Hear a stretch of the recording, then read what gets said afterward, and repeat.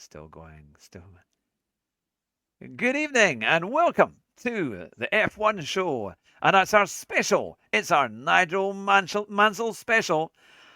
And I've got the next best thing. And sadly, Nigel couldn't be on the show tonight. But I've got the second best thing. It is Simon Jerry, the number one Mansell fan. Hello, Simon. It's good to see Hello, you. Hugh. How are you? I'm Hello. very well, very well. I rehearsed that an awful lot for your intro there.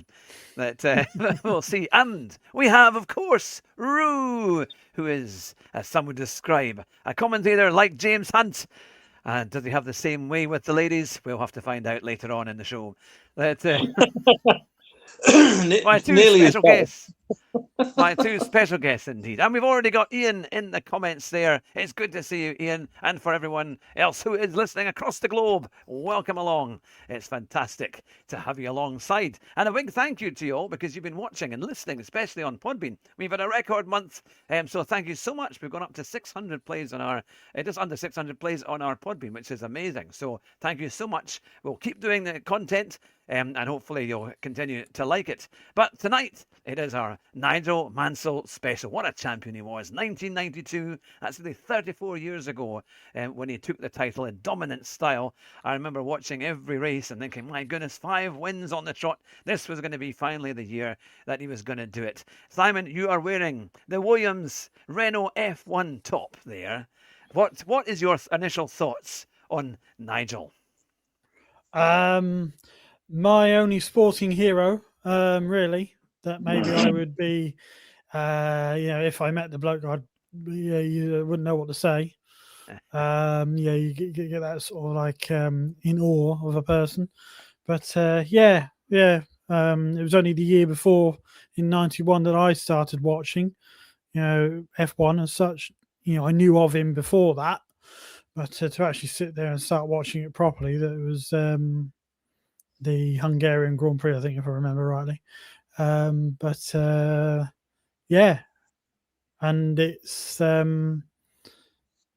only sort of for me lasted a year and a half, really, because he obviously left F1 at the end of '92, briefly came back when we all had the plan to go in '95 because he was, was due to be at Silverstone there with McLaren, but that didn't turn out to be because we bought the tickets, while he was announced as a McLaren driver. So, but that's sadly. So I got to see him at qualifying in '92, but we never got to see him in a race, unfortunately. Yeah. And that was the thing. I just remember watching all the qualifying. Sorry, Rue, you were going to say. What's your initial thoughts on Nigel? Oh, no, I wasn't going to say anything. I was just moving about. You carry on with you're remembering '92. Yes, but I mean, I just remember these incredible moves and really kind of, because he was a forceful driver. Nigel would wreck his car in order to try and prove a point almost. When he was going to go for it every lap. I mean, and he won on his debut. I remember watching in 1989 when he won on his debut for Ferrari, and that was a huge thing because I mean he had a terrible season in '88. He nearly broken his back in 1987 in a big crash at Suzuka, so that kind of ruled him out of that. And I think he was second in the championship 3 times before finally winning it in '92. I mean, that, of course, Adelaide, '86. I remember watching that. I had to record the race at the time. I don't know if it was showing live on BBC, but it must have been very early in the morning, and my parents refused to let me get up to watch it and that. So we recorded it, or the highlights, and then I remember watching that and was being utterly shocked. I mean, of course, that famous moment when Murray Walker says, "And look at that! It's Mansell. He's fighting for control." And it's the wheel comes off and he crashes into the barriers. But it was quite a thing because he was in line. Was that the one where his tire exploded his at tire 180? exploded. Yeah, his tire exploded. So it was incredible. But no, I mean there were just so many kind of things about performances that just showed his utter determination to try and win and to get there, wasn't it? And he also had the luck of the Irish. All the time he had some pretty hard runs with reliability and all sorts of problems. But what would be some of the standout moments for you, Simon? Oh, do you want me just to go through the moments that I followed him, or even before that? Whatever you're happy to do. Okay. Well, I'll do the moments, from when I started watching. So, I would suppose the Spanish Grand Prix in '91 to begin with.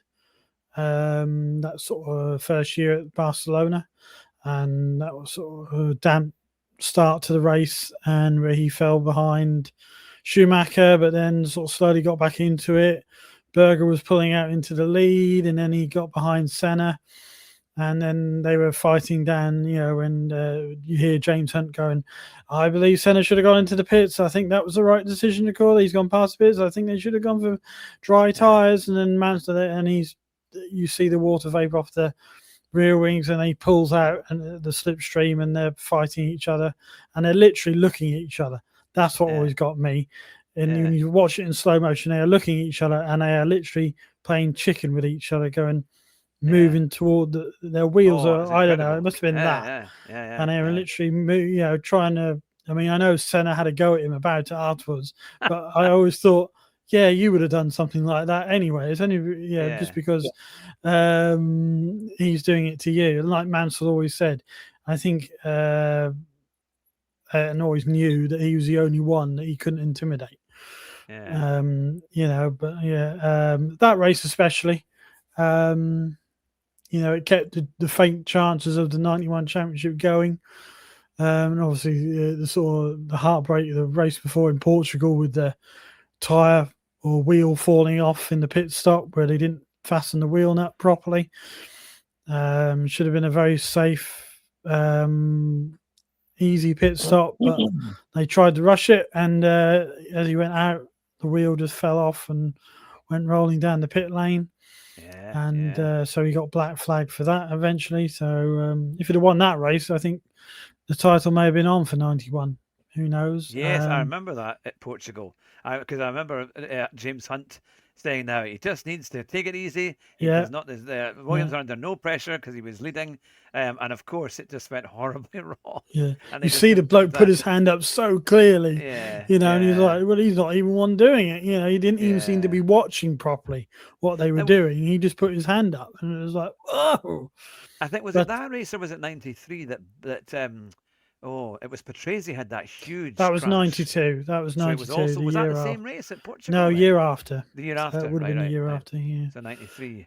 And then me getting up for Suzuka in 91, again with a faint chance for the title, and he was following Senna for 9 laps, and I got up very early that morning, and then, he got a little bit into the dirty air of Senna's. He got a bit too close and just lost the grip, and you could see he put it down to a soft brake pedal, but I don't think it was that. I just think the dirty air just caused where you just where you get that sort of break of downforce, and it just took him out wide, and that as soon as he was on the dust, he said no chance. And then wet race in Adelaide. Remember those days when they had the marbles and the dust? And it was like nice. It's almost like that doesn't exist anymore. I don't know what's. It's quite interesting. I always think that 1991 season, especially because there wasn't going to be a championship because the McLaren was so strong. It was only because the Williams was unreliable that they had those. Mansell didn't finish the first few races of the season. But then came back on a 3-run winning streak. I think it was it France. Britain and Germany, wasn't it? And by that point, I think he was only about 8 or 9 points, maybe, or 10 it was the closest he got. 8 points behind. Senna, 8 points behind, and they were great races. I mean, and of course, it showed the old Hockenheim circuit, which was a great circuit, wasn't it? That was a monumental circuit, really. 91 was one of those sort of last years where it was really, proper sort of racing and fighting between 2 different teams. You had the steady, reliable McLaren. I wouldn't say it was overly fast. It was Senna that made it quick a lot of the time in terms of his qualifying performances. But the Williams Renault was sort of like becoming the class of the field, though it was still a bit fragile. It was still new. So the gearbox was still the sort of delicate thing that kept going wrong a lot that year. It wasn't until 92. Ferrari that had the first semi-automatic gearbox. They launched it first, didn't they? Then it was Williams, and then McLaren also came in with it, and then eventually rolled out throughout the rest of the grid.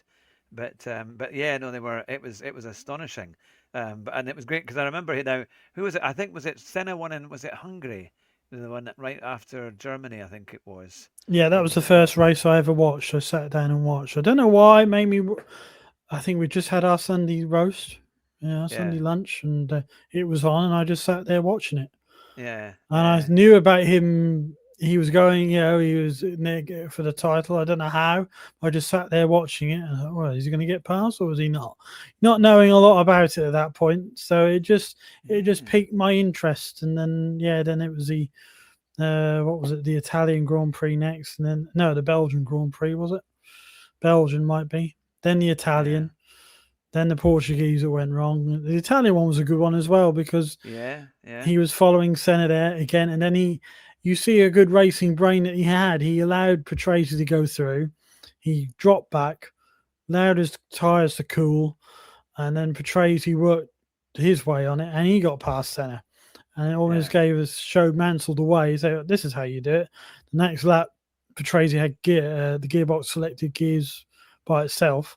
So he spun out, and then a few laps later, Mansell got past in the same way, and then went on to win. So it's the engines and the sound, and there was something because I'd watched it from about '86 onwards, on and off, and then pretty much on completely from about 1990. I mean, they were big stars. I think Grand Prix stars today are fairly big. But I don't think, until the likes of like Schumacher, who was huge, and maybe Lewis Hamilton at the start of his career when he started winning, he kind of was quite big in Formula One, and Formula One still had that big hitting kind of the big hitting characters to a degree. But I think it was really Schumacher ended that era. I wouldn't even say Alonso, although he's a fantastic driver, double world champion, extremely good. I don't think he still had that weight on him that the big characters like Schumacher, like Mansell, Senna, even Prost could kind of carry with them. There was that they were incredibly strong personalities, and they almost kind of determined the sport to a degree. Now, I'd say it's the difference. In those days, they were like statesmen, and these days they're like YouTube or Instagram, TikTok influencers. They're kids that you listen to them and you can't really take what they're saying seriously. Most of them, whereas the likes of Schumacher and Prost, Senna, Hakkinen, when they spoke, you took them seriously. They weren't, and Alonso too. I think this is something that Max is quite good with because he doesn't put up with the crap, and so when he comes out with something that's coming from his heart and it's coming from knowledge, whereas the others, it's like there's just whine. I think there's a sense of maturity, isn't there? There's a sense of maturity with Max, which is quite interesting because he was quite. He did all sorts of things when he first started in Formula One. I'm not saying he was a good lad. But he on has the edge of some of the stuff he got up to, wasn't he? But now you look back, you look at him, and while you still know he'll probably go out of his way to do something dumb if he gets really peed off, like he did with Russell last year, that big mistake. Think about it. He effectively ruined his championship. You didn't know, did he? But the points he lost because of turning out into Russell lost him the championship. It was only 2 points. He would have been the world champion, and it would have been possibly the most incredible season in terms of a comeback and just pure skill than we would have seen.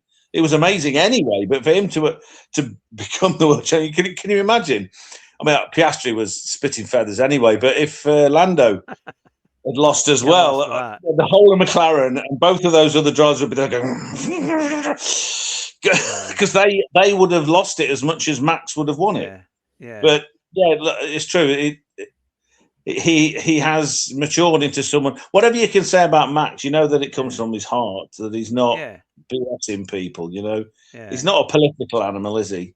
He's passionate, proper passionate. In other words, he pisses people off. It's quite real passion pisses people off.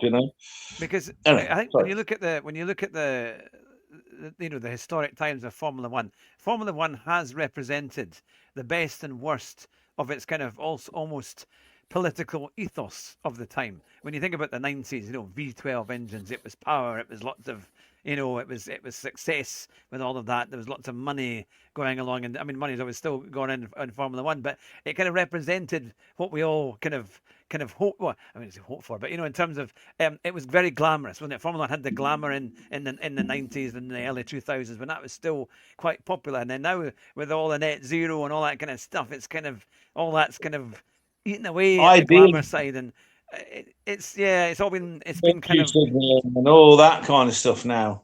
It's just taken away. I suppose but it does represent a lot of the kind of worldview, isn't it, or the kind of the politics of today, which is very different. It doesn't represent a worldview, Hugh. It represents a ruling class view. Yeah. So it sound like some kind of conspiracy theorist, but a lot of the so-called conspiracy theories from the past 10 years have been proven to be nothing but fact. Yeah.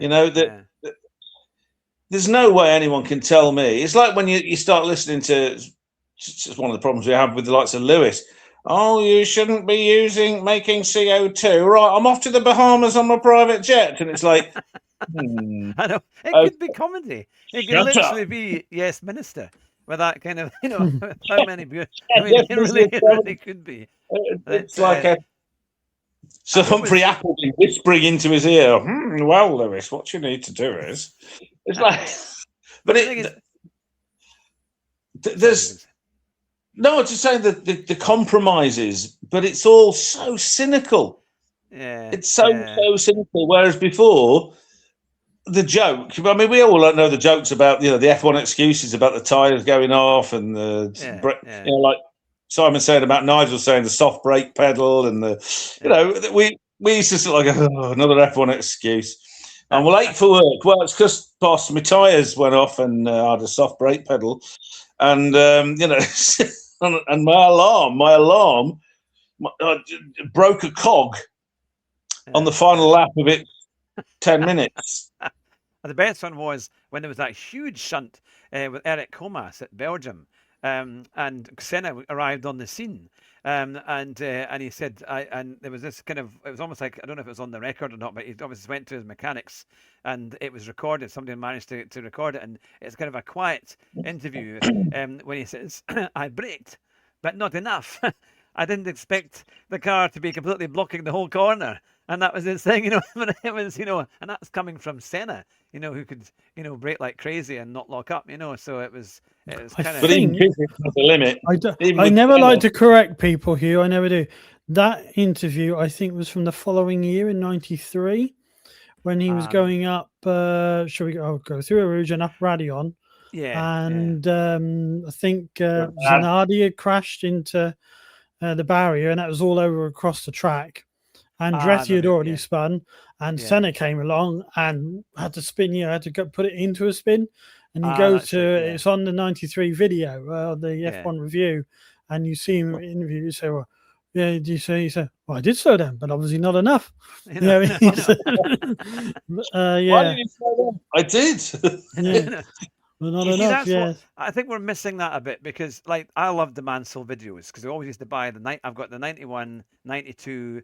I've got the 93 IndyCar video as well, which was excellent because it showed him his life in Florida, because he had a house over in Florida, and it was great fun, and they looked like they were having a ball of a time in terms of just all the things that they could do there. The massive villa and the pool and living it up in the States, and then of course Mansell winning the IndyCar title in his first year, and he had that huge shunt at one of the ovals, wasn't it? And nearly broke his back again on that one, wasn't it? I mean, it was incredible.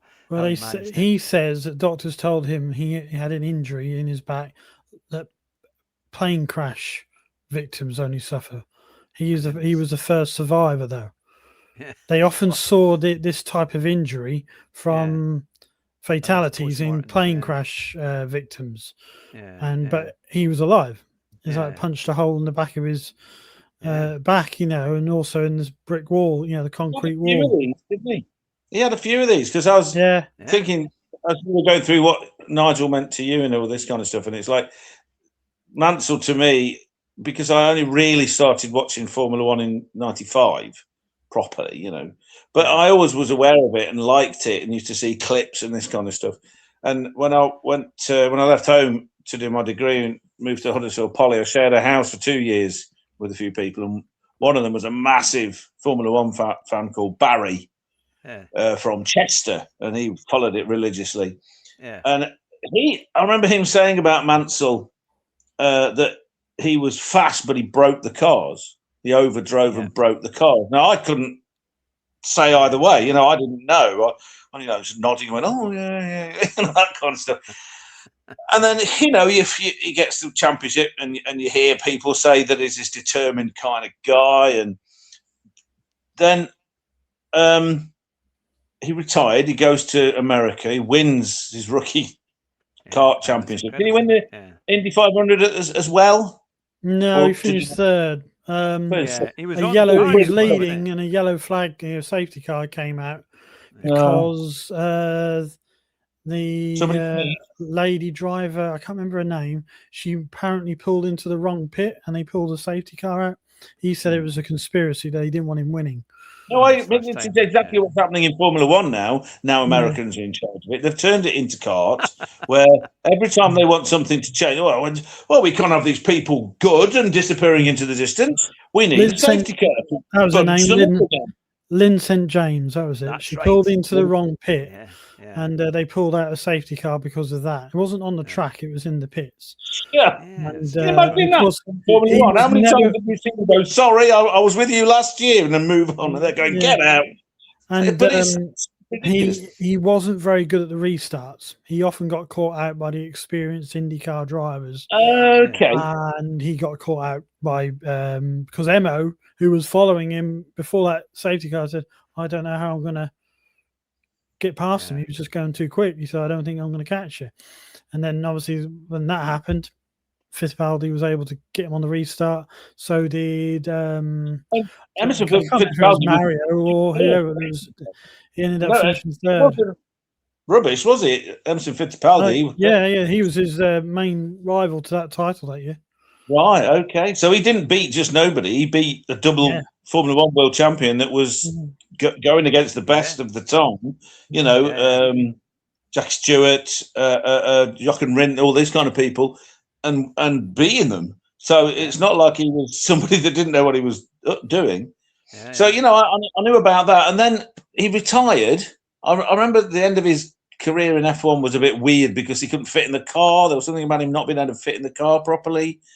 And he did a couple of free races, didn't he? And he was the McLaren was running out because even Hakkinen was bruising his elbows. Right. So it was not great. You look at he wasn't a slim fella. He was quite a bullish, you know, his build's quite. So for him, it was even more, you know, too tight a fit, you know. So, but even then, he was in those cars and he was competitive. He was always at the front. He was. Didn't he have a few races in the year with Schumacher after Senna? Yeah, he came back when Senna died, and he won the Australian Grand Prix. That was his last Grand Prix victory. Right up there. So I knew all of that kind of stuff. I knew it had taken him ages. He'd nearly got the championship 1-2 times, and then he finally did, and it was like, wow. And I remember that, you know, I remember the clips of Murray being very pleased about the fact because he knew him really well. Did he bang him on the head and poke him in the massive bump he had on his head? And it's like, that was Austria '87. He said, "You just show the people you got a problem. Can you just see? Can I go? Oh, I'm sorry." And then, so there's all that kind of stuff. But then they have this. Now you're gonna have to help me out here because I can't remember the name of the series. It didn't last very long, maybe 2, possibly 3 races. But it was meant to be. Was it the Masters? Grand Prix Masters. Yeah. I watched both of those races, and he basically peed all over everybody. And he had the likes of 3 times world champion and arsehole. There was they did it in 2005 in Kyalami in Qatar. He won them both, and then they were going in 2006 again. And then when they came to Silverstone, and he had all sorts of car problems. So and in the end, they never even got to the grid. But then that financially fell apart. Unfortunately, it fell apart. Yeah. But the true I watched, he was in a different class. He was in a different class, so it's always intrigued me what it was about, you know, what was true about his driving style. And then more recently, Peter Windsor, who was a very good friend of Nigel's and was involved in Williams and all this kind of stuff. And I think he was in. Well, no, he was. He was actually in the car that caused Frank Williams. Yeah, he was one driver. He was a passenger. Yeah, with Frank. Yeah. He was a passenger, and he was there at the hospital. Very good friend of the family, and he was part of the team. Managing stuff and stuff. He's a very knowledgeable guy. I don't agree with everything he says, but very knowledgeable, and he always backs up what he says with reasons. Even if you don't agree with him, you can understand what he's saying. And he talks about Nigel and how close they were, and how he was advocating for Nigel to end up in the Williams team because he thought he was really good, and he was saying that he was very, very, very good at the feel of the front end. He's very, very similar to Max in that he can control the back end, and his feel of the front end was brilliant. Yeah. And he calls it short corner driving. Yeah. And then between those two extremes of listening to Peter Windsor and the end of his career and the Masters series, I saw an interview with him. I think it was with Murray Walker, but I can't remember. But it was this interview of how we got into Formula One. Yeah. And I was just astonished. Basically, the balls on the guy. Yeah. And the fact that he's probably got some kind of screw loose because 77 is in Formula Ford. He wins that season. He broke his neck. Yeah. He broke his neck. He was told he was like that far away from being paraplegic. You'll never drive again. You'll probably be in a wheelchair. So he discharges himself from hospital, and a little while later he's racing again. And then wins that. He funded it himself because he wasn't brought up silver spoon. He was brought up. He didn't have sponsors and stuff. He remortgaged the house and everything, yeah. He remortgaged his house, sold everything he had, all his tools, because it wasn't he studying or wasn't he in aerospace engineering? Engineering. Yeah. So, and of course, when he was a test driver, so Colin Chapman was very supportive to him. Yeah. And he was saying he was lying on this slab with the broken bits. And Chapman was in there chatting with him, talking about, well, how can we get you in the car and stuff like that? So I'm thinking, and he's very close to Chapman. And then I was just reading a little bit earlier because I've not actually managed to read the book yet. But when Chapman died suddenly, he was devastated, and they replaced Chapman with a guy called Peter Waugh. Peter Waugh, yeah, he was basically Chapman's number 2, and they didn't get on. I hated him, and he even came out with some statement saying so. It was Elio De Angelis was his teammate, wasn't it?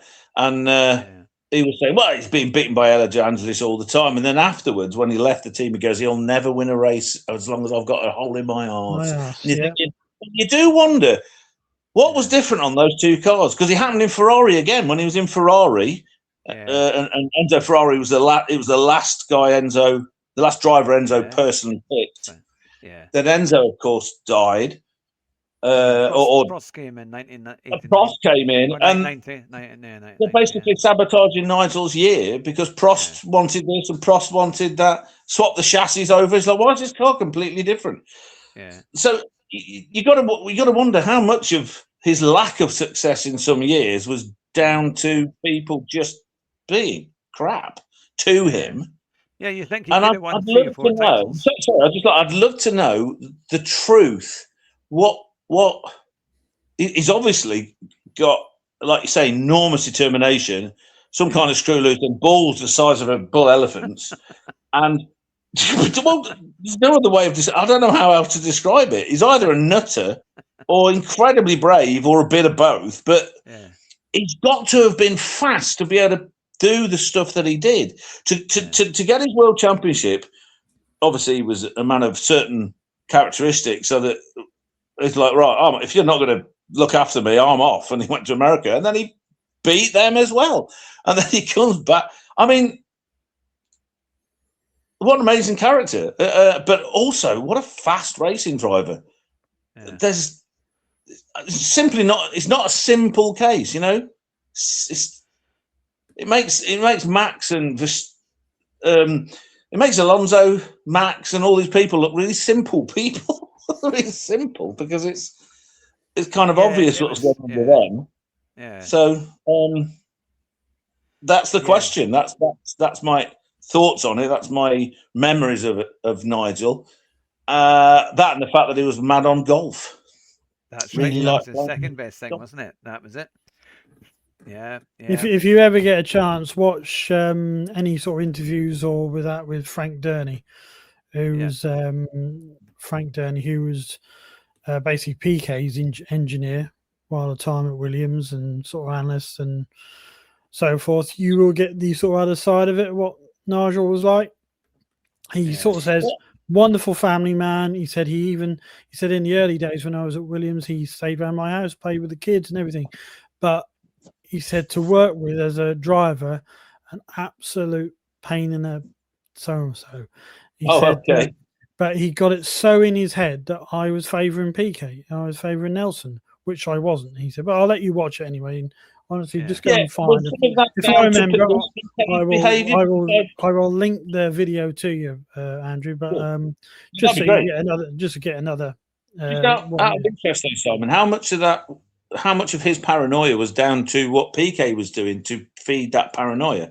Because I've heard that there's possibly a bit of that, but like he wanted his family to die, and he wanted him to die and leave his kids fatherless. And it's probably more PK than what Frank Durney was doing, but he got it obsessed in his head that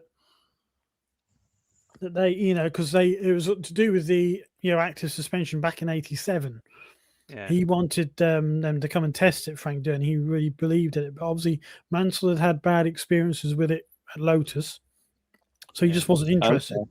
He said, oh, no, I'm not testing that, blah, blah, blah. And then he killed me, blah, blah, blah, blah. But he said he went to PK, and PK flew all the way over from Brazil to England and tested it. And so they put it on PK's car for the Italian Grand Prix in '87. And of course, they didn't give it to Mansell. And PK went and won the Italian Grand Prix. And then Mansell thought, well, you're favouring PK. And he said, well, you didn't come and test it. You didn't want it. Now you're saying you do want it. So it is interesting when you hear the different things and so forth. But, yeah. Okay. Yeah, but so there's a lot more context. There's a lot more context to it. But I think it was a very toxic atmosphere by the time you got to the end of '86 into '87 in the Williams team, because you had no strong figurehead. Frank Williams was obviously still recovering from his accident. If he'd never had that accident, I don't think you would have had the issues, between all that. I think it would have been dealt with. From what Peter Windsor says, Frank was quite a peacemaker in the team between Patrick Head, who was. I think Patrick Head was definitely favouring Mansell.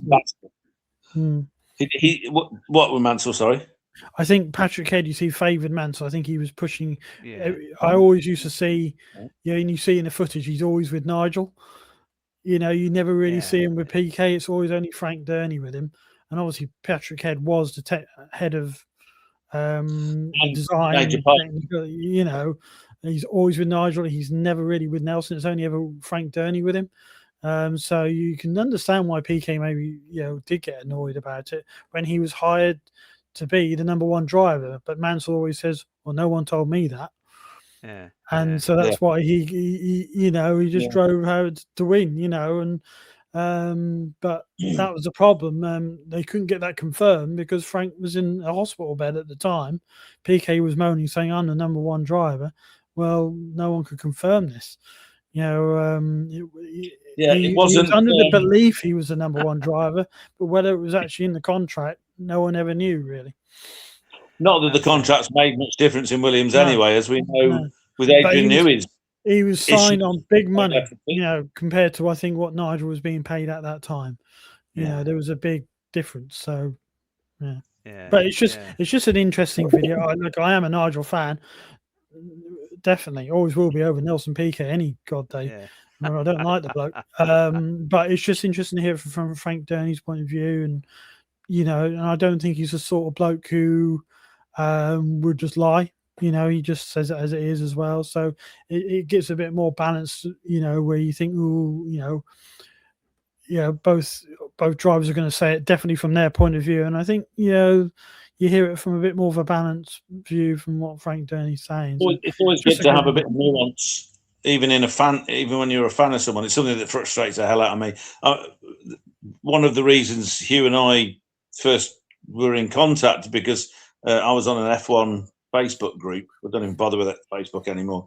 And I just got, it was before they used things like fanboy and other such idiotic phrases, but still there was the same attitude of, oh, you're crying because this happened. And someone would just go, well, this happened in the race, like a balanced view, whether they were a fan of a particular driver or not. There'd be some kind of balanced understanding of how racing works. Yeah. And somebody goes, oh, you're just crying because you're British and it's Lewis. And you're like, oh, God, I just got sick and tired of it all and went right by then. And Hugh got in touch with me through it because it's similar sort of idea. There's more to it than just being someone's fan. This is why I hate the latest influx of idiots from Drive to Deprive of F1 sport. Yeah. That's like because they're all sort of traditional toxic football fans. Now, why did I say toxic?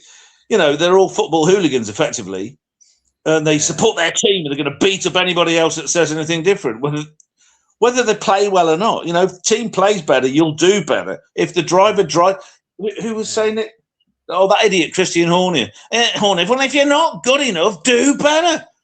Which is something, of course, he says every time he was winning, and then when he was losing, he'd put all the complaints in saying, "Oh, they're cheating." And I'd love Toto Wolff to turn around and say, "Well, if you're not good enough, do it better in the bathroom. I kill you." I just, it's much better to be a fan and admire someone whilst being able to have a bit of nuance and understanding where they're coming from. It's like I admire Schumacher. I was never a fan, but I admire a lot of stuff that he did. I was listening to a guy. I always think that Schumacher never had a chance to be an ambassador for F1 after he retired, because I think he would have done an amazing job and kept it real.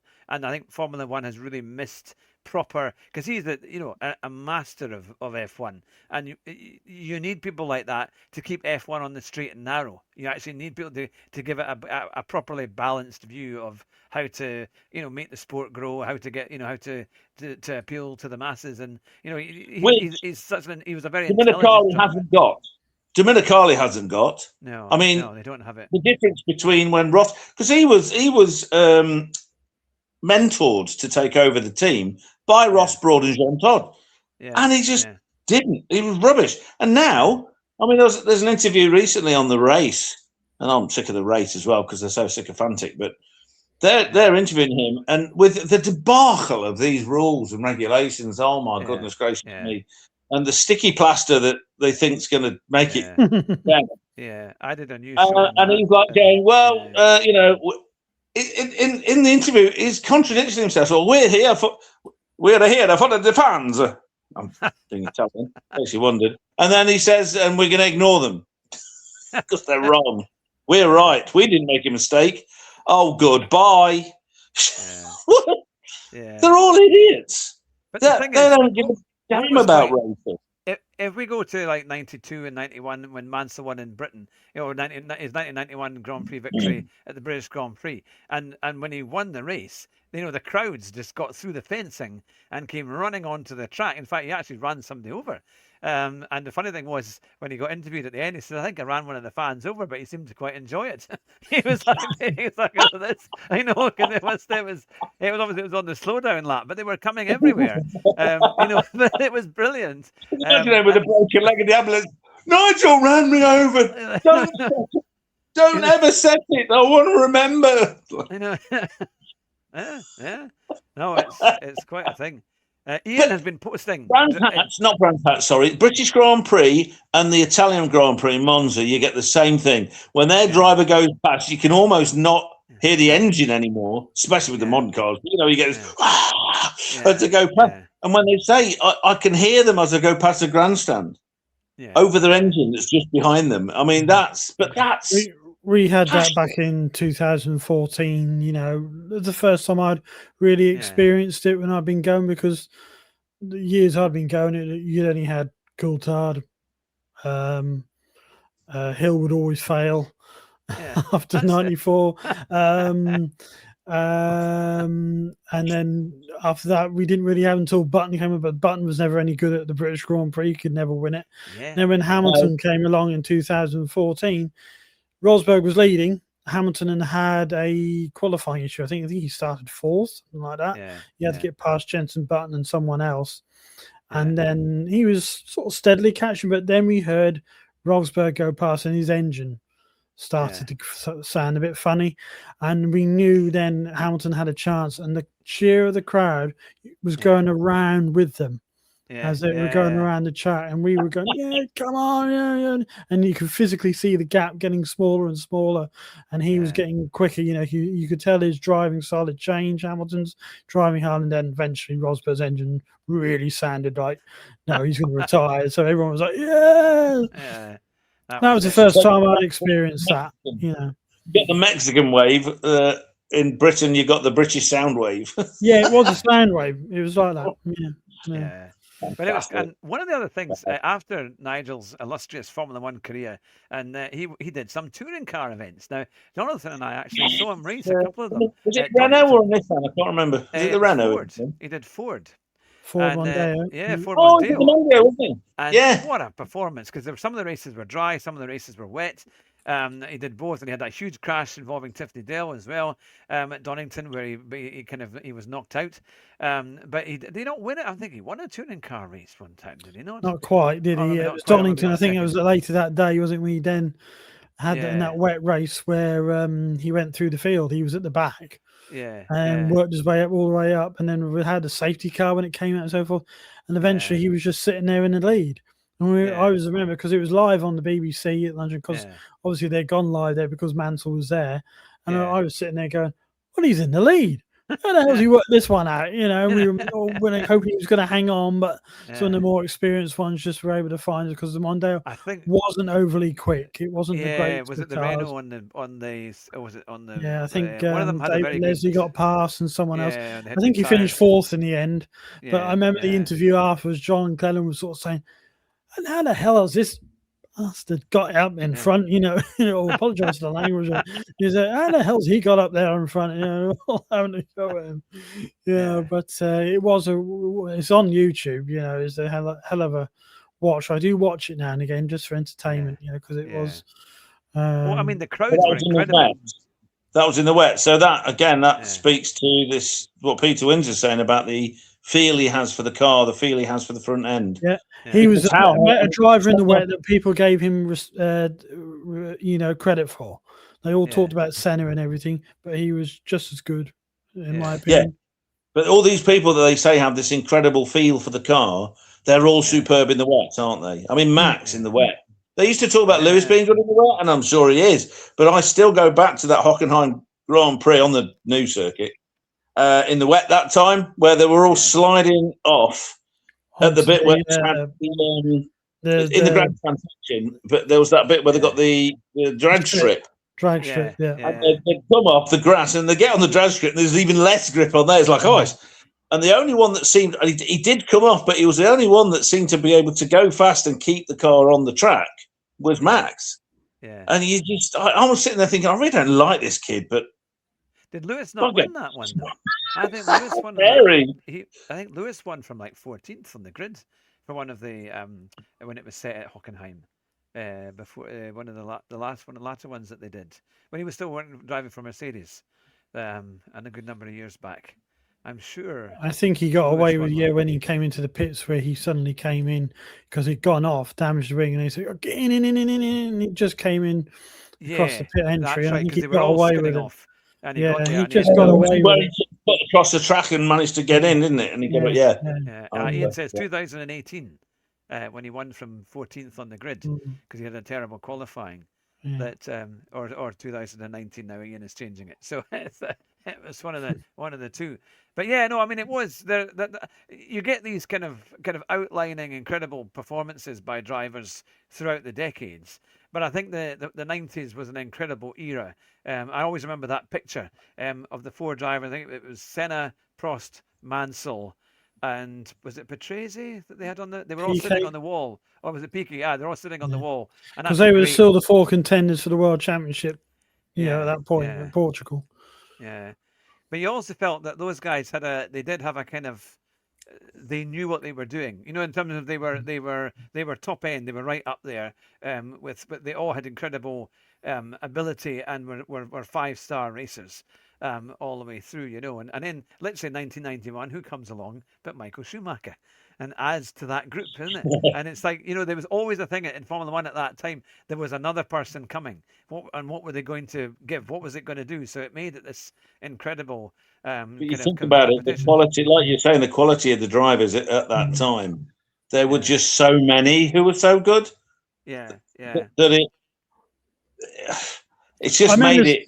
I remember special. seeing him that year in '91 when he came out. I just thought that's a future world champion. Yeah, you just know sometimes, and I was quite glad I was proved right, even though I didn't like him very much. I was just glad I was proved right that, you know, my initial thoughts on him that he was going to be a world champion. Didn't realize he'd be a 7 times world champion, but I thought he'd be a world champion. Well, this is something. I wish I could remember the name of the guy that he was talking to. A recent interview, Peter. So Peter Windsor's got a few people on that. He's got Andrew Scarborough, who's an engineer who he uses to explain technical stuff on the cars. Then there's a guy called Mark Slater. I think he's an ex-McLaren. Ex-McLaren. He's very good. He's very good. But there was this guy. Who the hell is he? I know the name. I know him, and he was Williams, McLaren, and then Mercedes, and then until he left Jock last year. Jock Clear. Jock Clear. And he was saying that when where was he? It might have been in Ferrari, or it might be he had a really bad opinion of Michael Schumacher. Yeah. Because of some of the stuff he got up to and all this kind of stuff while he was in, I think, McLaren. Yeah. And then he moved to Ferrari, and there was him and, who was the guy that he was with? Whatever the race engineer, he didn't get on with Schumacher's teammate at the time. He just didn't get on with him. They didn't click. Massa. I can't remember. It wasn't Massa. I can't remember whether it was before Massa. It was Barrichello, and before Barrichello, it was Irvine. Swerving Irvine, wasn't it? I can't remember which one it was, but he was just explaining the reason why he ended up having to be Schumacher's race engineer, and he's there going, "I really don't want to be this guy's race engineer because I don't like him." And he was like, just literally just telling it on the podcast or whatever it was. I just didn't like him. And then he came up and he had a chat. He took him for a meal, started talking, and he was the most lovely, friendliest, openest, most honest person he'd been. And watching him going around the factory, he knew everybody. He remembered. He didn't have to have a crib sheet. He remembered, it's your kid's birthday. Oh, your mum's going into hospital. Oh, how's your dad? And he would chat with all of them. And Ross Brawn was the same. Ross Brawn, if you look at the book Total Competition, he saw that there was all these fractured relationships in Ferrari, especially between the chassis and the motor divisions, because they were like equal importance and both at the same factory, and they just didn't talk to him. You know, it's a very typical sort of Italian competition where they would compete with each themselves. And it would, but don't you think that's probably the problem again now? Yeah, exactly. It's just gone back to that, So there's no one there doing what Schumacher and Brawn was doing, which was bringing them all together. And Jock Clear came to realise that. I mean, Schumacher used to say, "I'm not the fastest guy. I'm not the fastest driver. I'm fast, fast enough, and I'm consistent, but I'm not the fastest." But he knew how to race. He knew how to get everyone to do everything. Build right. a team around him. He knew how to get a team around him. He knew how to get the car to work for him. And I always remember Ross Brawn saying, whatever you can say about Michael, he said, when Brawn was doing tactics and this kind of stuff, he said, "Right, Michael, I need 5 laps at this time." Bang, bang, bang, bang, bang, bang, bang, bang. 5 laps at that time, like he was a machine. Yeah. And that's how they won the 7. Yeah, Hungary once he said to him, "Now, Michael, I'm going to need 12 qualifying laps from you." And all he got the response was, "Okay." Yeah, and he did it. He did it. So, but this is, I mean, we all saw the footage of Lewis going around the factory. I bet he's never been back. That one time he's probably did. It's just there for the cameras and the media. It was funny. He's Lewis, going around he's going the guy then. He does go and talk to everybody, and he is really lovely. And I struggle to see that. Yeah, I struggle to see it. Maybe he does a bit. Especially now. He might have been a bit better when he was younger, when his dad was his boss, his manager. Yeah. But I'm not so sure he's quite like that. Now he's too busy waiting to go to the next party with P. Diddy or whatever. And he'll be on the way to jail for this one. Yeah. Long. Yeah, but he knows a lot of these people. Yeah, he does. Listen, legally or otherwise, I'm not saying that he's doing anything wrong in that sense, but he is in the rap scene. He loves going to these rap things, and his whole outlook and style and everything he does for years now has been dictated by that American rap scene. It just has. Okay, so I'm not. You're right. It is quite funny. But I can't think of any other bloody Drake. I don't really care. They don't do music, and I do music, so I don't have any interest in them. So anyway, but the point is that they even made them. Even at the time with Schumacher, the British journalists or English-speaking journalists were all saying how he had no sense of humour and he was terrible. But I'd spent a bit of time around Germans, and when you listen to him in German, he's a really funny guy. English is not his second language, but he's German, and these idiots were doing to him what they do to Max now, trying to doorstep him and get a sound bite out of him and paint him as the devil and all this kind of stuff. And he got sick of it. He just didn't want to talk to them. I mean, Jacques Villeneuve wouldn't even talk to the press, would he? No, he hated the press so much. Well, he wouldn't even. A bit like why Martin Brundle would say that Michael got very suspicious of him, didn't he? When he went to be a commentator and in the media as such, he wouldn't really. They were teammates before, weren't they? He didn't like to talk. He sort of mellowed later on, but he was very suspicious of him going into the media. He thought, I'll take a back. So, he wasn't sure of him then doing that. What do you want? What are you after? What are you trying to get me to say? Yeah. I'd be the same. Whenever he did talk to him, like when he was an advisor to Ferrari and he sort of had a chat with him, and it was a very 1-2 word answers. It was very hard to get a lot out of him. He made sure he never gave much away. Well, how many years of being defensive do you have to have before you... Yeah. Or how many years of being verbally abused by anything and anybody? I mean, it's even worse now because of all the online nonsense. But I'd hate. That's why I don't want to be rich and famous. I just want to be rich. I don't want to be famous because I don't want to deal with all of the idiots in the world and most, 8 billion people, and there's only 17 of them that I've ever met that are okay. I'm sure there was only 6 when I last looked, so it must have changed a lot. What the population? Yeah, it's more like 8 billion now. Oh God! That shows you the last time I looked. Then. Well, look at the population of India is accelerating so fast; it's going to overtake China. Yeah. Blimey. Well, on that note, on that encouraging note, a final question: do you think there will ever be someone like Mansell again? Coming through into Formula One? Do you think we'll ever see the likes of his type again? You won't see any of the characters from that era.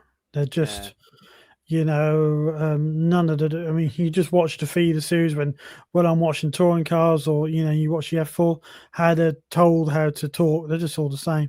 It's how to say, it's blah, blah, blah, they're exactly all monitoring the same answers come out. It's very, and yet they've got the media pen. They have to go and say something. It's like, mate, you've got nothing to say.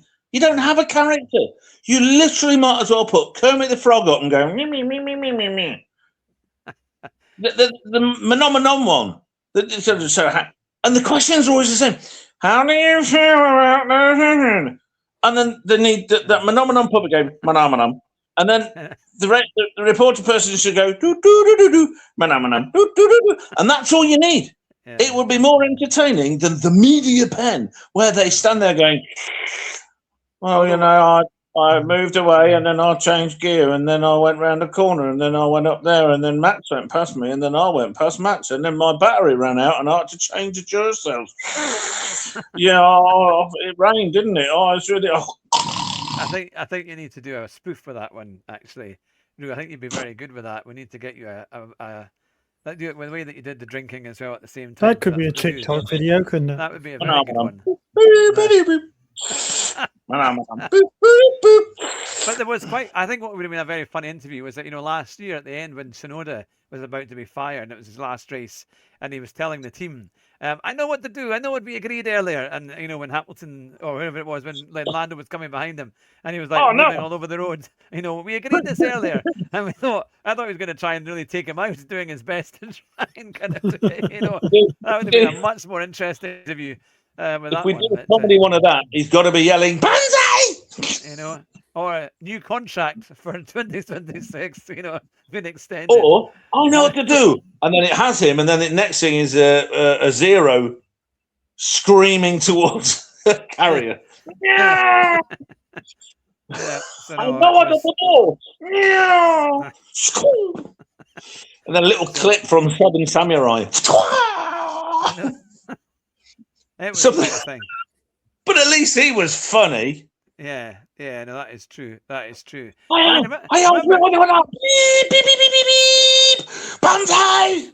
There was an instance where Mansell similarly pushed Senna up against the wall and said to him, I will not be intimidated by you. Because I think, all the pressures of everything that was going on and all the talk that was said. And one time, and that was it. And when he finally won his World Championship in 1992, because I think Senna won that race and Nigel was second in Hungary. And when he was on the podium, Senna whispered to him and said, now you know why I'm such a bastard. And that's why I drive in the way I do. You know why I am. Yeah, he said, you know why I am for this reason. Yeah, to win. This is why I am how I am. And he sort of said, yeah. And then I think they understood you, but then they fell out at the last race when Senna went in the back of Adelaide anyway. So, that was a great race. That was turning out to be a great race. And Mansell decided to, because obviously he got fed up with being brake tested at Monaco, so he did it to him in that final hairpin at Adelaide, braked a bit soon, and Senna just went straight into the back of him. That was because that's been on F1 on the YouTube quite a bit. It's like that 10-minute show of what they do, of the build up and build up. I just remember that race thinking, Christ, this is brilliant. Why hasn't it been like this all season? They were. I mean, Senna was quite clearly probably pushing himself to incredible limits, to try and keep up with him. Through the corners. I mean, and then that first lap where he tries without braking, when he comes all the way through and steams. You think he's got past. No, he hasn't got past him, and he goes back through again. It was it was a shame. It was a bit like Adelaide the year before when it was really chucking it down with rain.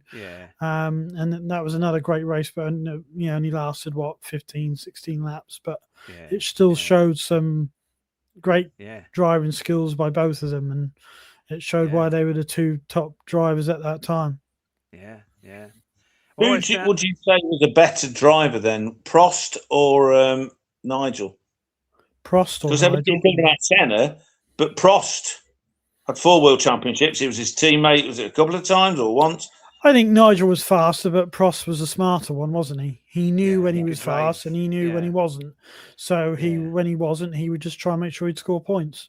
He would accept. So if Nigel had been more canny, 3 World Championships, 4? Very possible. They say that in '87, don't they?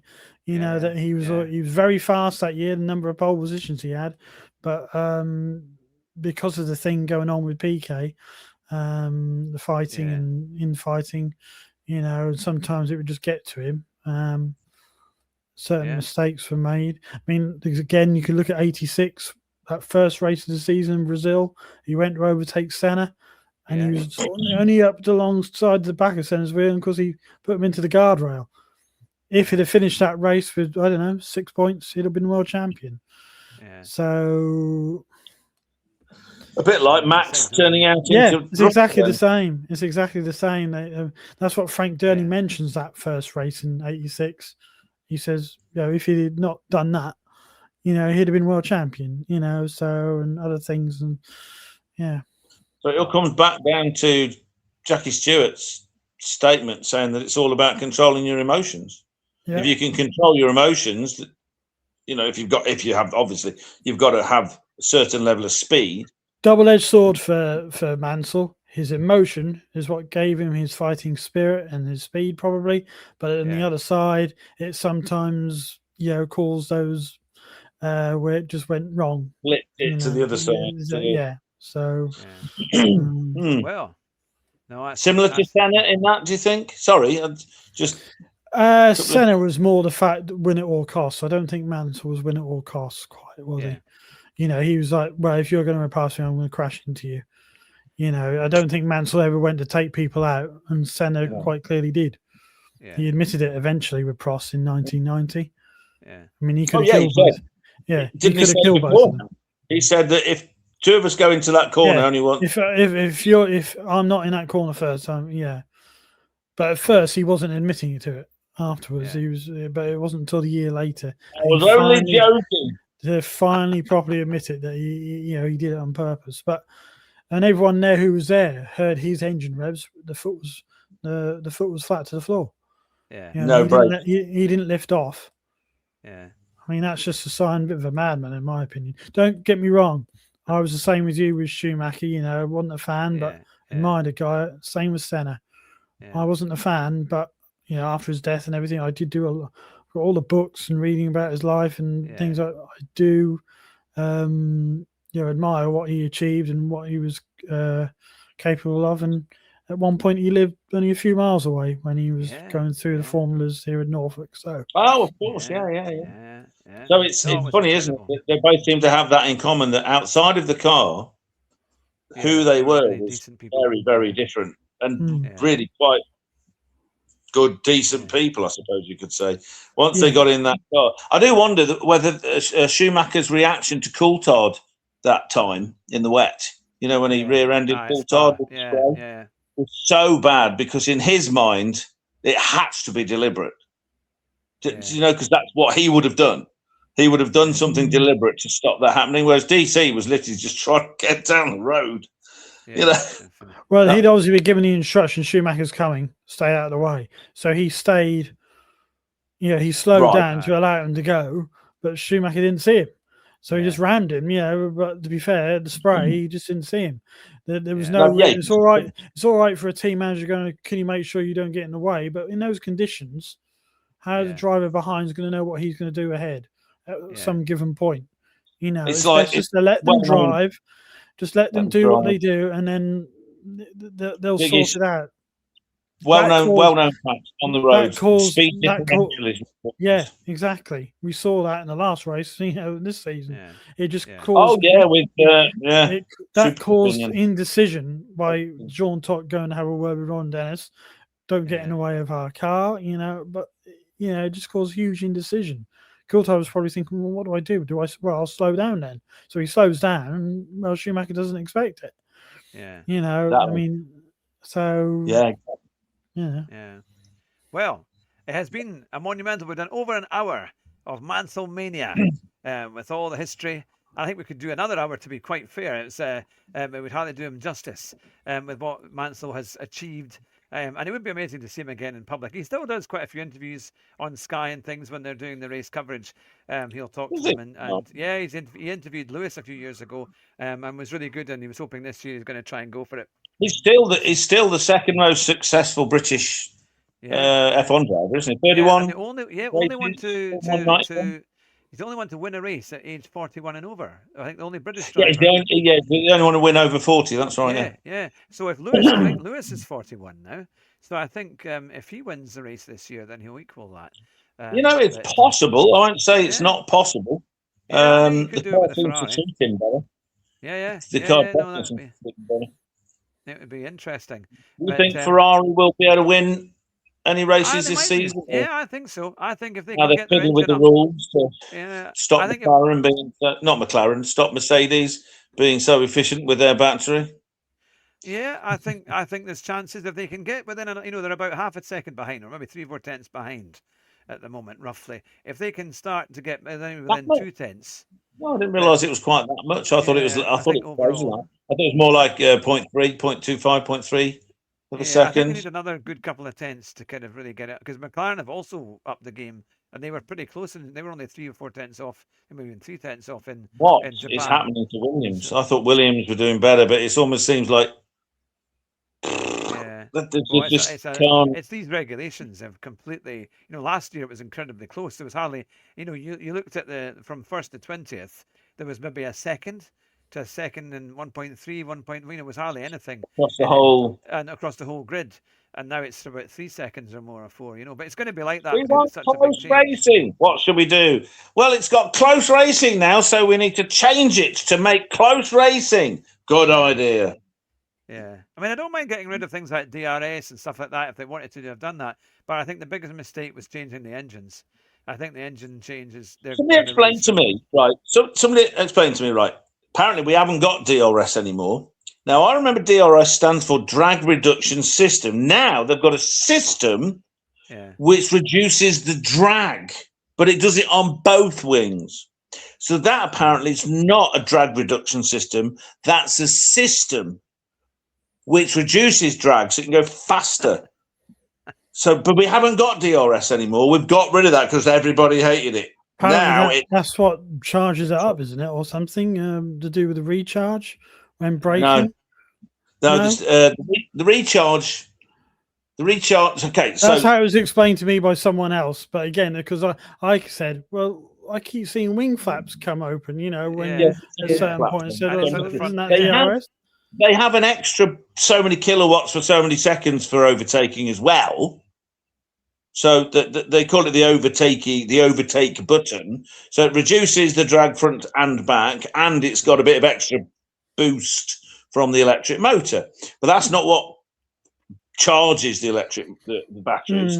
What charges the batteries? So last year they had, because they love their little abbreviations because they've got to sound clever. They had the NGUH for heat, so motor generating unit heat, and they had the NGUK for motor generating unit kinetic. The kinetic ones, the easiest way to describe it, if you've ever ridden a bicycle that had a dynamo, remember the dynamo click and how it was harder to pedal because you're powering the dynamo? Yeah. That's what the NGUK is. Yeah. So, but it's on the back axle only. So they've got a motor generator. So it's like a combination of an alternator and an electric motor. And when you lift off the throttle, the momentum of the car's turning the wheels, and it's turning it as like a dynamo, charging the batteries. And that's why when they can't make enough electricity, they have to lift early, not touch the brakes, and let the momentum of the car charge the battery up more. That's what lift and coast is. Yeah. And then they call it clipping. You see the lights flashing on the back, though they don't show from the back anymore because they don't want you to see that the lights are always flashing. And that's how. So explain to me, what are those wings doing then? Because they look like DRS to me. What are they doing? Well, this is the question I'm asking. I fool that I am, see it as a drag reduction system. It's just more. They've got it on the back and the front. The idea being that it keeps, instead of it just reducing the back, so you get it light at the back and pushing down at the front, which could spin the car. It's both, and it's keeping it balanced so that on straights and on light bends, what am I trying to say? So basically, you can do it anywhere instead of having zones. There's still zones because you can't do it trying to break into a sharp corner because you just go off and smash into the barrier. So certain parts of the course you need to have the grip, so they're not allowed to use it there. But a lot more of the track than it used to be, you can use it. Yeah. But that doesn't do anything to create electricity. And then the other thing, this super clipping, if you've heard that term, what that is happening is like, so if imagine on the bicycle analogy, the normal clipping is when you're going down a hill, you're not having to pedal, Yeah. And that's creating electricity. But if you're going on the flat or up a hill, you can pedal, and that still powers the lights. That's super clipping. So what's happening is they're going down a straight. They're doing 300, 320, 350 kilometers per hour.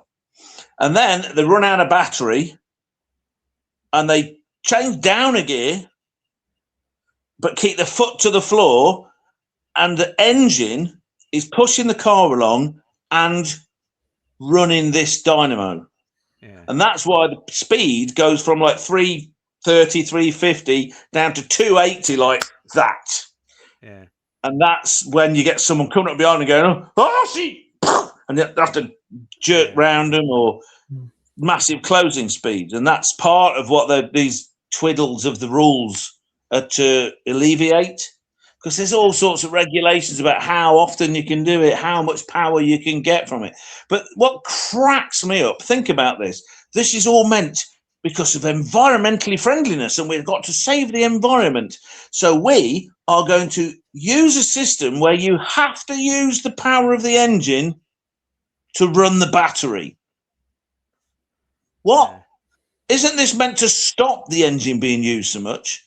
You're actually using it more, because halfway down the Kemmel Straight, you've got to start using the engine to power the battery, so that when you go back out the other end, you've got enough electricity to not have someone just breeze past you. And this is why they call it the Battery Championship. Or is it F1 by Duracell? Yeah. Because it's literally how to, and then the corners, they're super clipping around the corners. So they don't go full speed around the corners anymore. They use the corners, because they can't be overtaken, as little areas where they can charge the battery up. So this is why Max is going, it's not a challenge to go around a corner anymore. The challenge is to make sure you've got enough electricity so that when you're on a straight, they don't just come straight past you. It's not racing. It's the Battery Management Championship. Yeah. But the MGU-H, that's the bit I thought was clever, genuinely clever, because waste energy, I should say, is all that exhaust coming out the back, running your turbo. They've still got turbos. The turbos are still there. It's still a 1.6 litre turbocharged V6. That hasn't changed. But before, they had a little dynamo on the turbo. So when the turbo was running and not producing power for the engine in the compressor side, it was running a little dynamo, and the little dynamo was charging up the battery. So in other words, you could go down the Kemmel Straight, and regardless what speed you were doing, you were always charging the battery. But Audi didn't want to spend the money on developing that. Yeah. So they went, well, we'll only come in if you don't have that. I know. But we can have the dynamo on the front axle, which they've been doing for years in sports cars. They had the experience with that. And then Mercedes and others said, well, no, because you don't want to pay for that, and we don't want to pay for that. So they ended up with neither. Yeah. But they've got Audi now.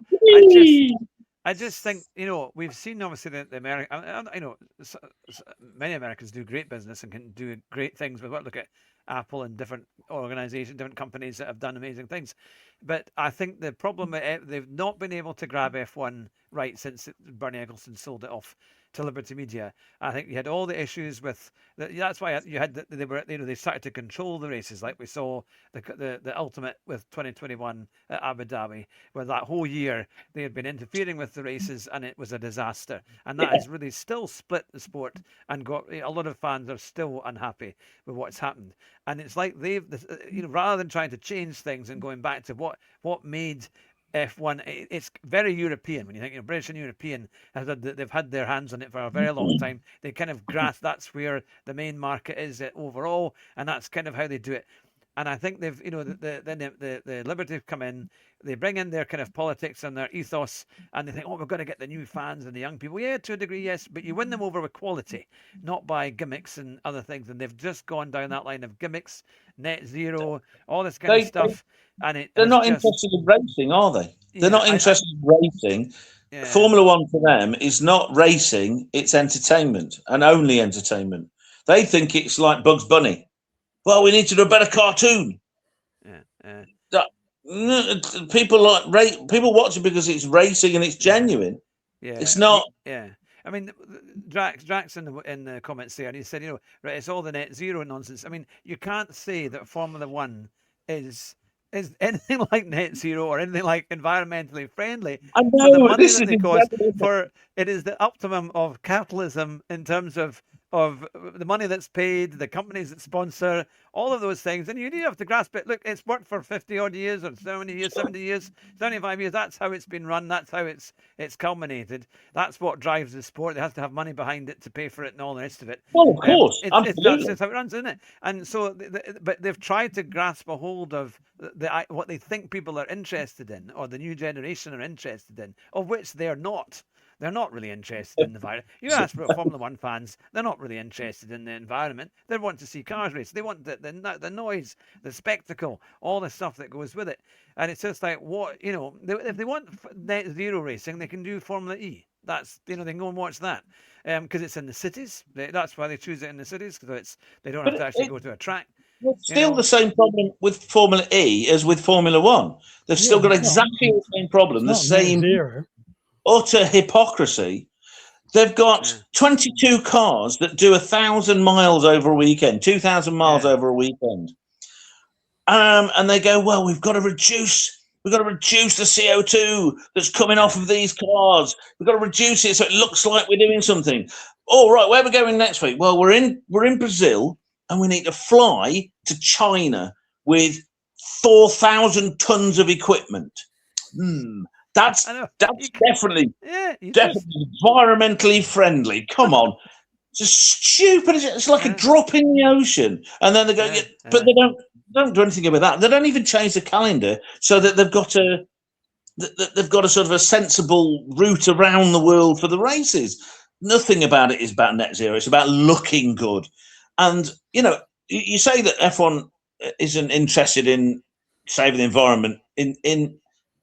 I'm not disagreeing with you. I'm not agreeing with you. What I'm saying, as a person that's interested, like many F1 fans are, in engineering, as well as the racing and the skill, when these V6 engines came out, and they're 60% efficient. Yeah, it's incredible. 60%. That is astonishing. Now, you've got to admire that. And if you could trickle, and a lot of the reason they were 60% efficient was because of the MGU-H, because it's literally using waste power, waste energy. Yeah. Well, the thing is, the cars, it has trickled into the cars. Fantastic. Ross Brawn, so many hybrids. Even the MG hybrid, little 1.5 turbo hybrid on a little MG 5-door, does 56 to the gallon on standard tires. And 3-cylinder, 1 litre 3-cylinder engine, 4 valves per cylinder, even without the hybrid. With modern turbo technology, and they're doing 50-60 to the gallon. But they're doing 50-60 to the gallon while producing 150, 180 horsepower, people of our age with the 180 horsepower, that was a 3-litre Senator that I owned that did 20 to the gallon, not MG, 50. Not only does it do 55 to the gallon plus, it does 0 to 60 in 8 seconds. Yeah. And it's automatic. Yeah. Yeah, so it has trickled through. And to be fair, I'd got used to the engines. I didn't think they were sounding as great as obviously the V8s. But last year when I saw it and the year before, they were good. I mean, when I saw them at Silverstone, the Mercedes sounded pretty decent. It was loud enough. They sound like that. They sound like that because Bernie, because he was, he did understand what an F1 fan wants. He went, they sound like a bag of shit. Oi, you lot. Tune the engines, do something about the noise. So their engineers got onto it, and they didn't ruin the whole engine. They just rejigged it so it had a better sound. That's literally all they did. Because the problem with the sound on any turbocharged engine is you've got this fan in the way of the exhaust, which makes the sound out the back. So it goes from to, because you've got this thing, it's like a baffle, it's in the way. You can't change that with a turbocharger. Sticking an electric motor on it doesn't make that difference. It's still the same. Yeah. What happened is that they changed it. Simon probably remember which year that he'd said, right, it was near the beginning, we've got to fix this because it sounds terrible. It might be quiet now, You might be able to do interviews in the pit lane now, but nobody likes it. Fix it. Yeah. And I like the sound of a 6-cylinder engine. That video I sent you yesterday, they had the Aston V4. They were That's incredible. a straight 6 engine. They sound great. Yeah, yeah. So I've got no problem with that.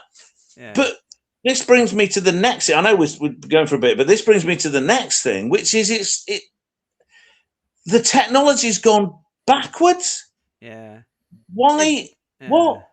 Meant to be the pinnacle motivator. It's gone back. And every time someone comes up with something clever, what do? They ban it. Why? Yeah. Because they don't want anyone to do a good job and be better. They want it's like this equity nonsense, DEI nonsense for cars.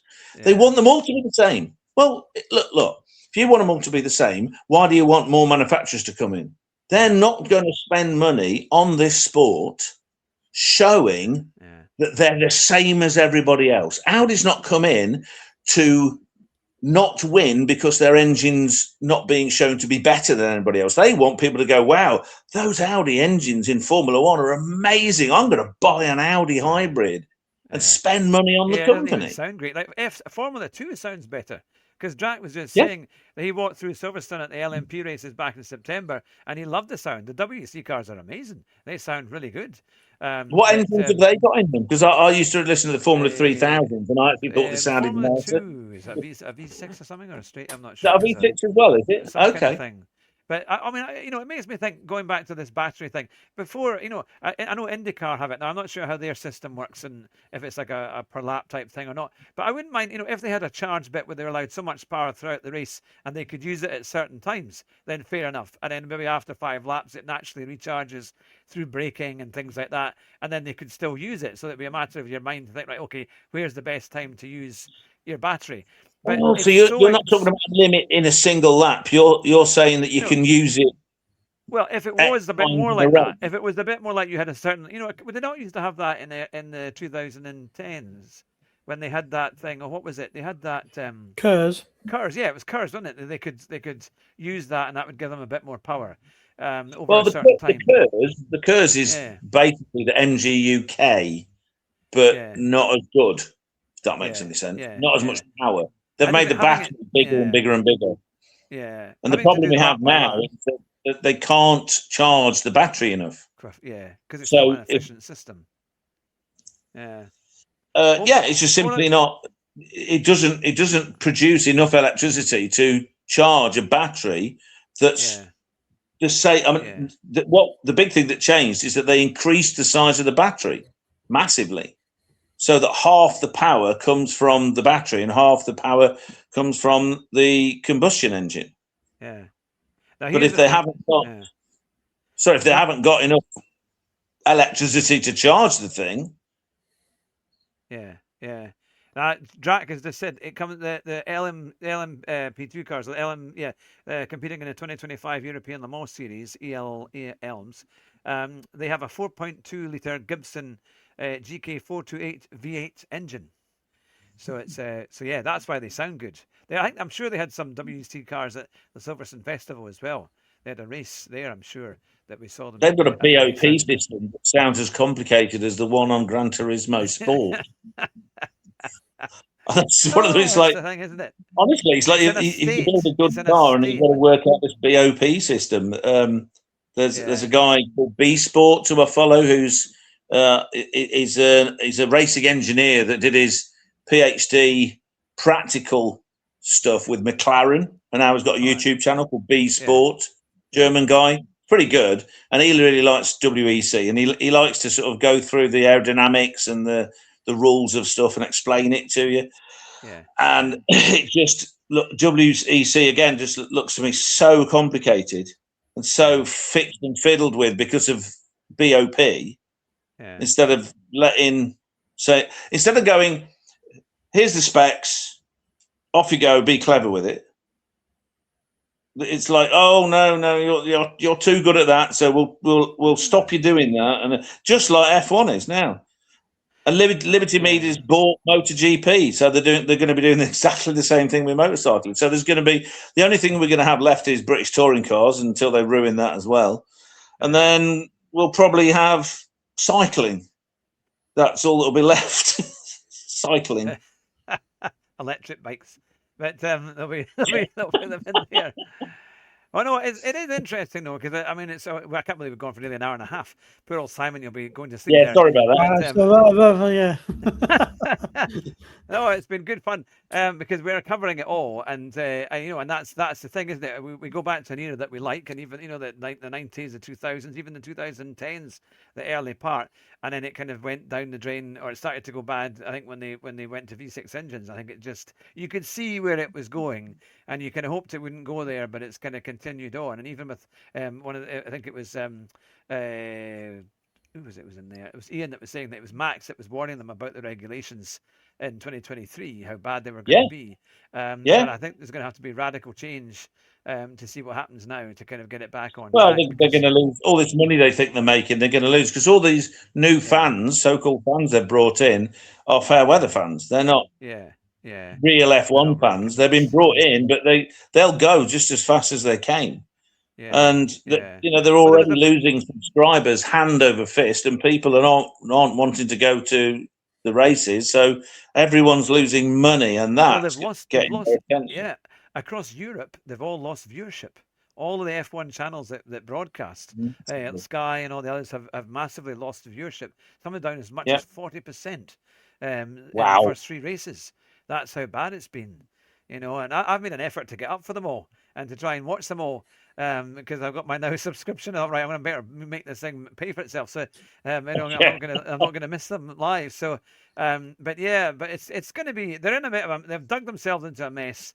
It'll be interesting to see in Miami if they can do anything at all. If it will do any good to improve the races. But yeah, the more they go with politics and with, they're kind of just going to the wrong kind of people. You almost think they've listened to the people at Audi's Human Resources or something like that, who's got the the media studies degree, and to be fair to Audi are doing nothing different to Mercedes and Ford, Red Bull, or whatever they call themselves now. Red Bull engines badged by Ford, because Ford aren't actually making the engines. It's the Red Bull powertrains that they got off of Honda. All these people.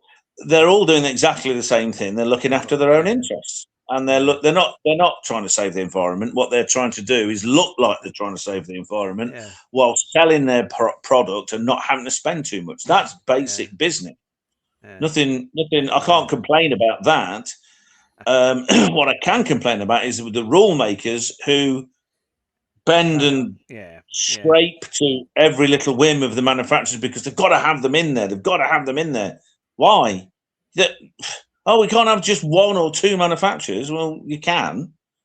Or you can say to Audi, look, if you want to be in this, or they can, I know I keep going on about this, about splitting the turbo, but no one's ever, I need to see if Peter Windsor can get somebody to explain it to me, why they insist on having the turbo as a traditional turbocharger with a shaft between them when they've already stuck a big like a powerful electric motor generator on it.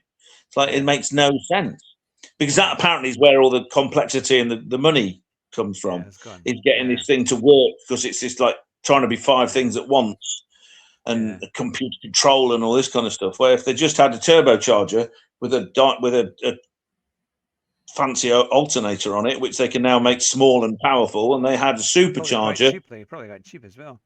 Relatively, because you'll have an electric supercharger, which you can put anywhere you like, because it's you got wires going to it. That's it, and you've got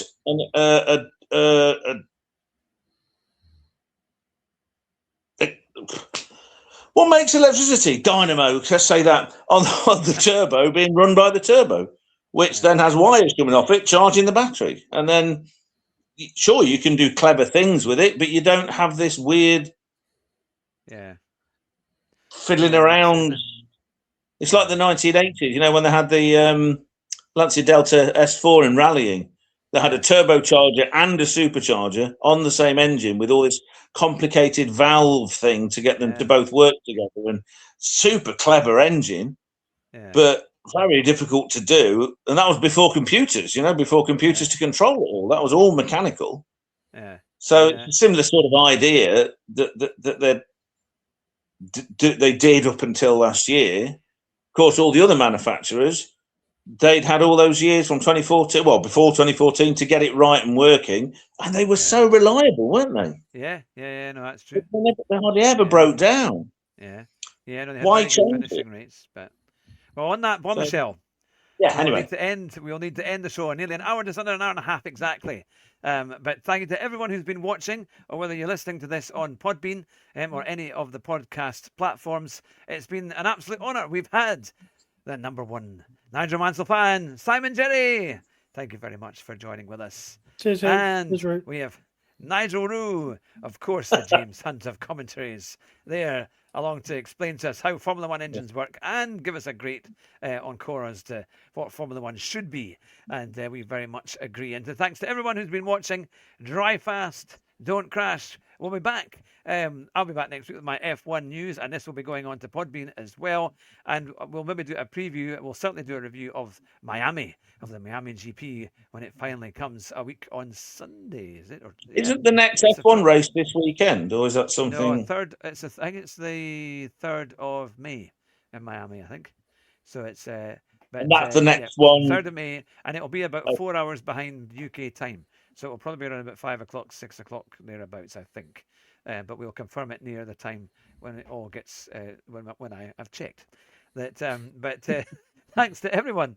Jack was saying, I hope you like it on Spotify. It should be going through because it's on Podbean as well. So hopefully it gets out to everyone. It's even on Apple and all over. But thanks to everyone who's been watching. We've had a huge increase in our Podbean listeners and our podcast listeners. So thanks to everyone who's listening on that. Oh, Helen. I've not been looking at I'm not at the comments up, so I've not seen them. Yes, so I'm not. Lots of comments. I forgot to put them on the. I should have put them on the actual screen, and we would have seen them there. But no, thanks to everyone who's been watching. I might hopefully be able to do a PC stream tomorrow as well for some racing, because I've been doing a lot of race streaming. It's been great fun. Simon, are you doing any streams in the next little while? Are you... none planned as such. You're just very busy at work at the moment, mate. Yeah. Oh well, I'm sure we'll get you when you're ready. Simon's been putting up lots of little shorts though of various wonderful zoos. Yeah, that's all I've got time for. Yeah, well, I'm not. I understand, but I'm just saying, he's saying not doing any long streams. I try and do that. Yeah, that only takes me 5 minutes. Yeah. I always love it when you put a snow leopard up for some reason. I have no idea why. Oh, that's the thing. Right. Take care, everyone. Thank you very much for watching. Drive fast, don't crash. And we'll see you in the next one. Bye just now. Bye. No, bye.